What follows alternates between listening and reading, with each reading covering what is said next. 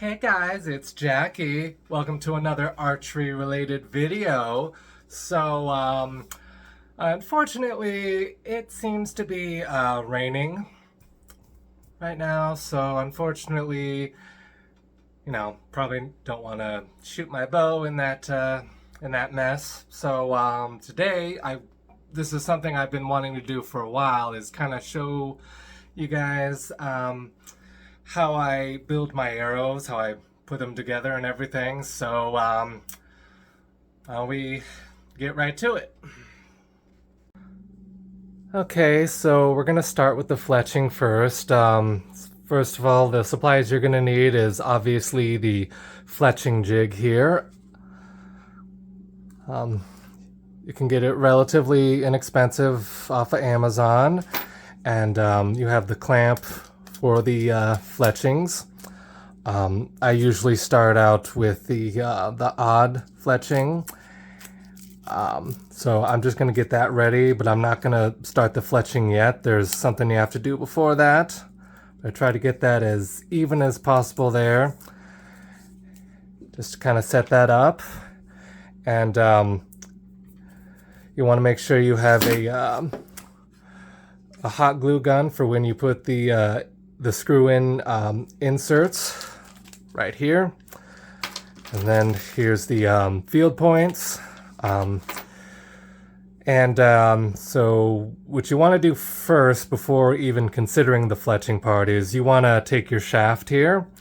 This is traditional only carbon from Three Rivers Archery. I'm not sponsored by them, but yeah. So anyway, so you take your shaft, and this one already has a knock on it. And basically what you do is you put these arrow wraps here, and these are for tons of different purposes. You want to make sure that you peel it off the corner there. Try to keep it straight and don't wrinkle it. Make sure the non-stick side is on the table there. And what you want to do is, let me see if I can get a better angle here. You want to make sure that's nice and straight here, and you want to put your shaft here and line up like this. And then basically all you do is just roll it onto there. Again, try to make sure you don't crinkle it too much. Okay. And then you just try to get it as flat as you possibly can. And there you go. Now this one, it's kind of got a little too much on the knock there, but it's not really going to affect the flight of the arrow, so that's fine. And so there you go. There's the wrap. What I tend to do is I use this little bump on here as an index. That'll be where I'll be putting my odd fletching. And what you do is you put your shaft here in the jig. There's usually like a line kind of where you can basically set like that, and it doesn't always like stay as straight as possible, but generally speaking, you want it to be like as lined up as you possibly can. So there we go. I got it kind of to where I want to, and we have the odd fletching, which I'm going to start with first. And what I usually do, especially since I shoot 3 under, I try to have the fletching as close to the knock as possible. It kind of helps with consistency in terms of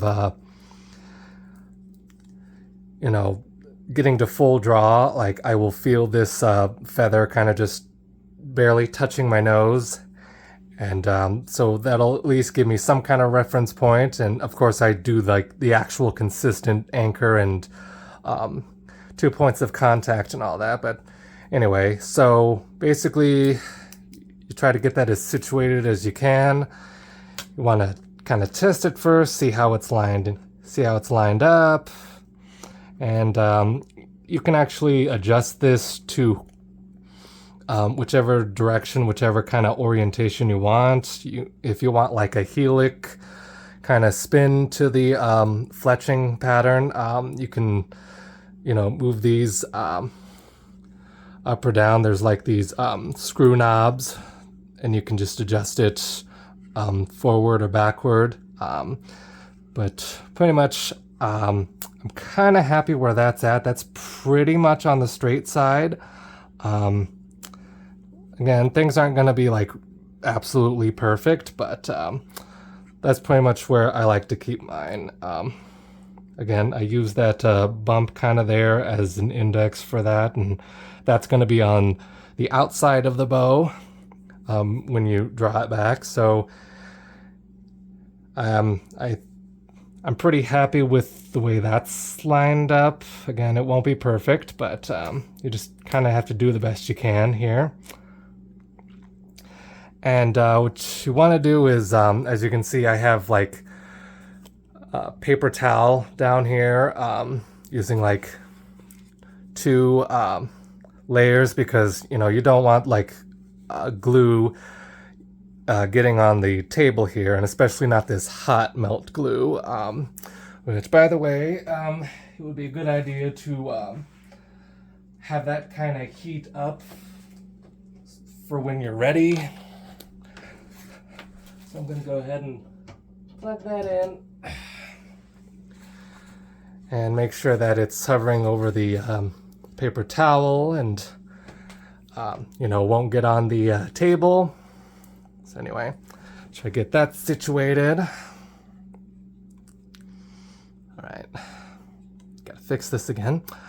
Okay, and you want to make sure you don't put like a lot of glue here. It's really hard to do this with these like squeeze bottles, because sometimes air gets trapped in, and it kind of ends up, when you take the cap off, it'll kind of force some of it out. So again, that's why we have paper towels down, so we don't make a mess. And so anyway, just go ahead and squeeze a little bit there. Again, you want like a nice even line. You don't want to veer off too far. And so there we go. And it usually takes about 3 minutes for the glue to dry here. You want to make sure that's nice and flushed with the shaft there. And there we go. So just, wait for that to dry for, about 3 minutes, and move on to the other. So I'm going to go ahead and finish the pattern here, and I'll start the camera up again in a bit. Okay, so I got the fletching done on this one. A lot of what you might want to try to is this here. You want to make sure that it's, relatively flat when you bring your index finger across it, because, when you're shooting traditional, you're shooting off the shelf, and you want to make sure that there's not a whole lot of resistance going on there. And lastly, what you want to do before, doing anything in terms of moving on to the next thing, is you want to like dab a bit of glue on the tip here. That helps to prevent the fletching from, possibly getting ripped off. Of course, if you get a little too much on there, you can always kind of just wipe a little bit like that. Okay, get some of the excess off, and there. Then you let that dry for a while, and then you move on to the inserts and the field points.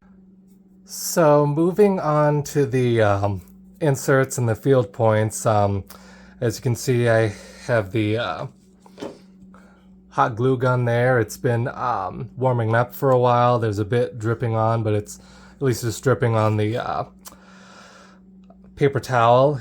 So we don't want to make a mess on our table. So what I do, and I'm pretty sure a lot of folks do this, is so we don't have to touch the insert itself. We usually just screw it in like this, and then we apply the glue and try to immediately put this in here. Like, there's going to be some squeeze out, of course, and you know, sometimes it might get a little backed up, but I'll show you what to do in a minute. So anyway, I have the hot glue, the hot melt glue, I'm going to put on here. Again, you know, it's kind of just a little dabble, do you? And there we go. Now we just do that, and just immediately try to put it in like that. Yeah, and there's going to be some squeeze out, as you can see, and it's not quite all the way in there, obviously. So what you can do is, this stuff obviously, you know, dries pretty fast, which is one of the reasons why it's used for you know, screwing, you know, for gluing in the inserts on carbon arrows. And also, you know, if you were using wooden arrows, you'd have glue-on points. But anyway, so yeah, that's about dry. We can kind of peel that off a little bit. And yeah, as you can see, it's not entirely all the way in. And sometimes that happens, which is why I usually have like a lighter with me, so I can kind of melt the glue a little bit. You don't want to do quite directly on it, because all you want to do is melt the glue and then press down, and there you go. Now it's nice and flush. Okay, whoa. Camera, trying to get the camera to focus. It looked a little bit fuzzy. But anyway, yeah. So that's pretty much an arrow that's ready to go. You might want to wait a while before, so that it's really super dry, especially with the fletchings. But yeah, that's pretty much how I do my arrows. You can get whatever shafts you can buy from, you know, Three Rivers Archery, or even Amazon. You know, they have those as well. But anyway, I hope you guys enjoy that. Please make sure to subscribe to the channel, and like and comment, and I'll catch y'all later. Bye-bye.